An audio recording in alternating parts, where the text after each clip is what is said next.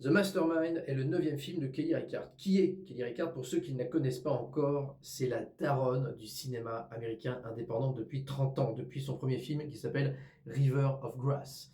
C'est une cinéaste qui, tour à tour, nous parle de son époque contemporaine, comme Showing Up récemment. Elle aime bien aussi parler beaucoup de l'art en général. Et parfois, elle nous pond un film sur une période de l'histoire des États-Unis assez précise, comme First Cow ou La dernière piste, donc, qui sont des films qui se passent au 19e siècle. Son actrice fétiche, c'est Michelle Williams, qui joue dans plusieurs de ses films. J'en viens maintenant à celui-ci, donc The Mastermind, qui était en compétition officielle à Cannes, qui est reparti malheureusement bredouille, comme ça arrive souvent, voilà, et qui sort donc le 4 février sur nos écrans en France. The Mastermind de Kelly Reichardt ressemble à beaucoup de ses films. C'est un film minimaliste qui va à l'encontre des clichés. C'est un anti-film de braquage dans lequel James, joué par Josh O'Connor, joue le rôle d'un bras cassé qui est assez oisif et qui aime beaucoup l'art jusqu'à se mettre à décider de voler des tableaux dans un musée d'art et de peinture aux États-Unis. Mais évidemment, rien ne va se passer comme prévu. Alors forcément, vous entendez ce pitch et vous êtes déjà en train de vous dire, mais on dirait le pitch d'une petite comédie gentillette américaine de braquage.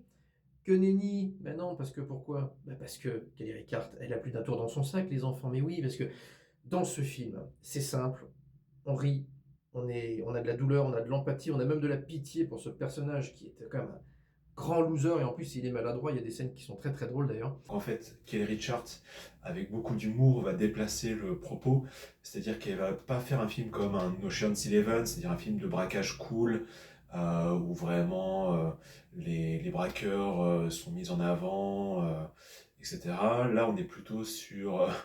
Il y a de l'humour quand même, mais par contre, le héros est plutôt dépeint comme un anti-héros, quelqu'un qui va pas forcément toujours faire les bons choix, donc il y a quelque chose de très drôle et d'ironique avec le titre, The Mastermind. James, quant à lui, est dans une espèce de torpeur qui jure, elle aussi, avec le chaos ambiant. Et ce qui est fou, c'est qu'il ne se rend pas compte qu'à côté de lui, il y a une femme. Donc sa femme, elle est extraordinaire et il a un enfant qui est génial, mais voilà, il ne le voit pas. Et d'ailleurs, cette femme est jouée par Alana M, qui était déjà fantastique dans le Licorice Pizza de Paul Thomas Anderson.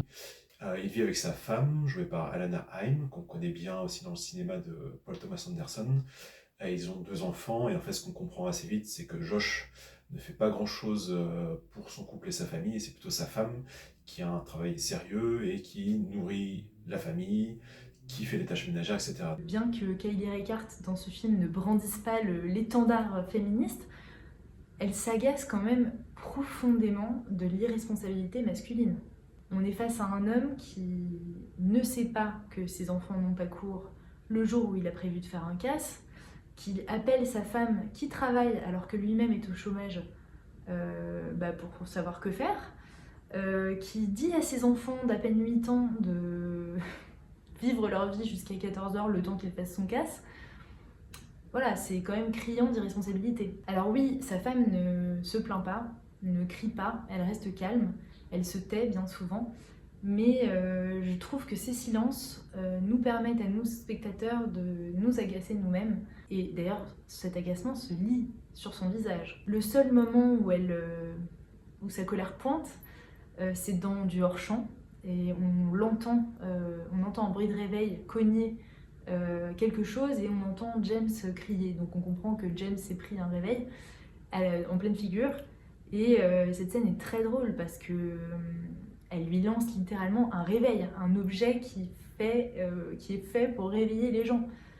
Elle est littéralement en train de lui dire mais réveille-toi putain. D'ailleurs un des enfants me fait penser au personnage de Moonrise Kingdom de Wes Anderson, je ne sais pas si c'est voulu. Et c'est pas la seule chose qui me fait penser à Wes Anderson, il y a un vrai travail des couleurs, principalement des couleurs automnales, et il y a des pointes légères de bleu vif, assez froids, qui font penser à l'hiver, mais aussi au danger approchant et au piège dans lequel James s'auto-enlise au fur et à mesure du film. D'ailleurs, Kelly Reichardt aime beaucoup jouer avec les petits accros du quotidien, les petits trucs qui dysfonctionnent et qui vont gripper un peu toute la mécanique.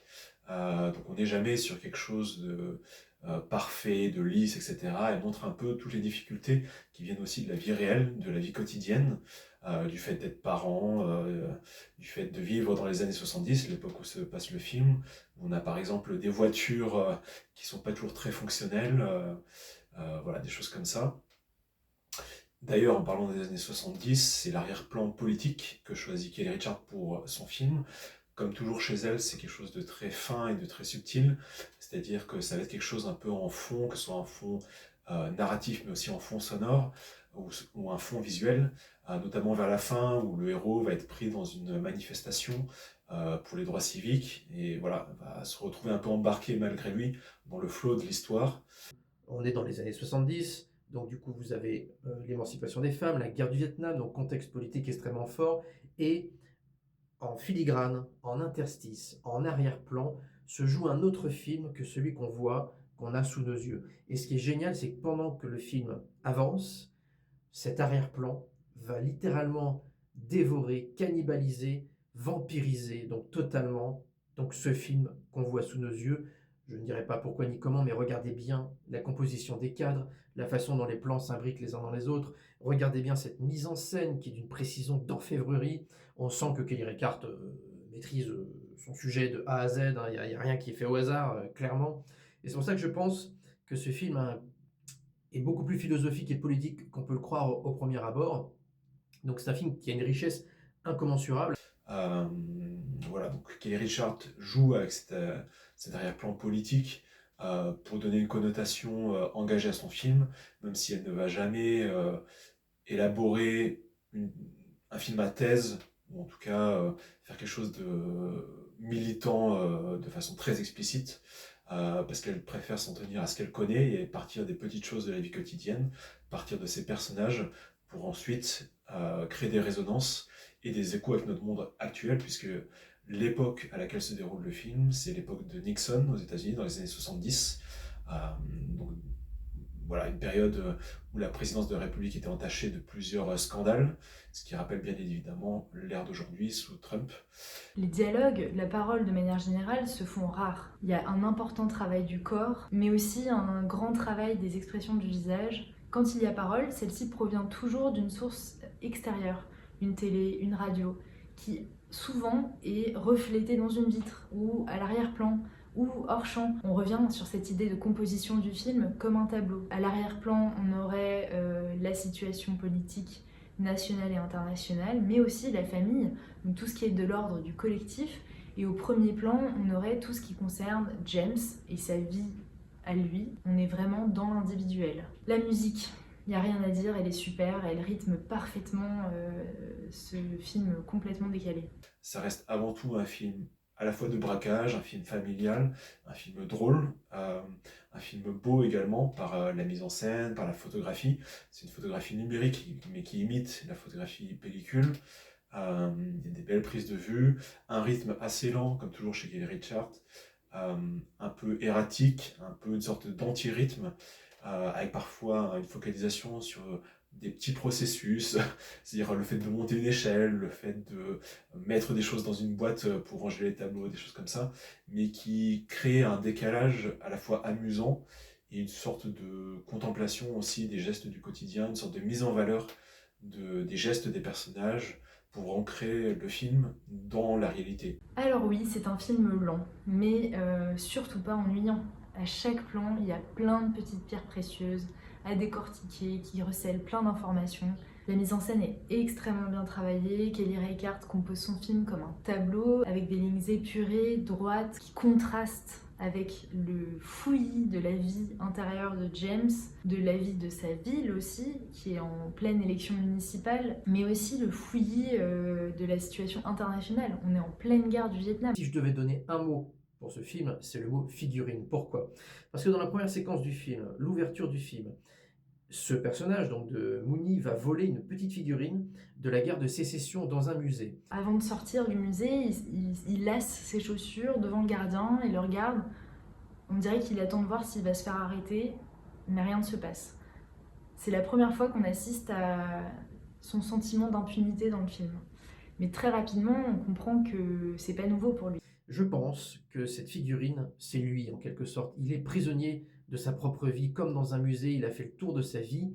Et c'est pour ça qu'il veut s'émanciper, il veut devenir quelqu'un d'autre, il rêve d'être un autre personnage, ce braqueur-là. Bon, sauf que ça n'a pas marché. Il est le fils d'un homme qui fait peur, même aux policiers les plus zélés. Et donc, on comprend qu'il a beaucoup pu, dans son passé, jouir d'une impunité sans borne. Le mot, pour moi, c'est impunité ou ironie. J'hésite entre les deux.